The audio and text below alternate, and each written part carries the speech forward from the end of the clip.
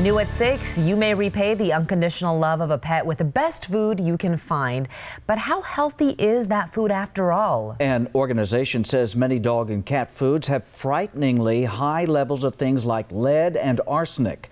9 on Your Side's Craig Smith looked into whether you need to worry about the food you feed your best friend. You want some dog food? Yeah? Even by dog standards, Kylie really loves feeding time. She gets a special food because she's had some digestive trouble. Lisa Orr says she's careful about what she feeds her friends Duke and Dina. I try to look at all the bag's ingredients, and less is better.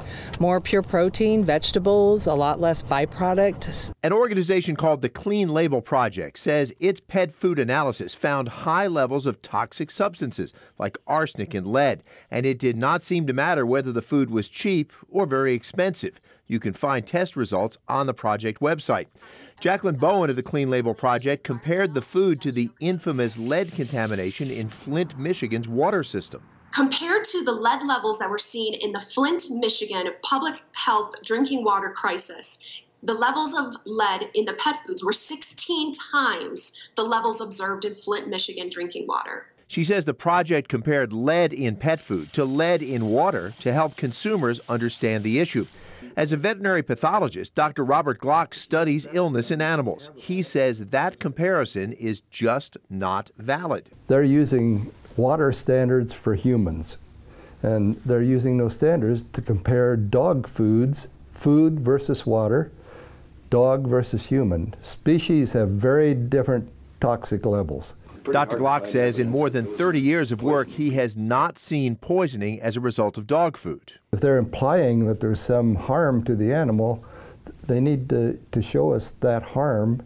And I'm not saying there aren't some foods out there that might have toxic levels of something in them, but until you find that toxic level, finding a level that's certified for water is pretty meaningless. He says if you are really concerned about poisons in pet food, talk to your vet and consider getting an analysis of the food you use. Here at the Udall Dog Park, humans are picky about what they give their animals. I try to go online and research the brand, see if there's any comparisons. I look for Made in America. I look for small amount of grain products. And they say they're satisfied. They've found healthy foods their dogs will like. Craig Smith, KGUN 9 on Your Side.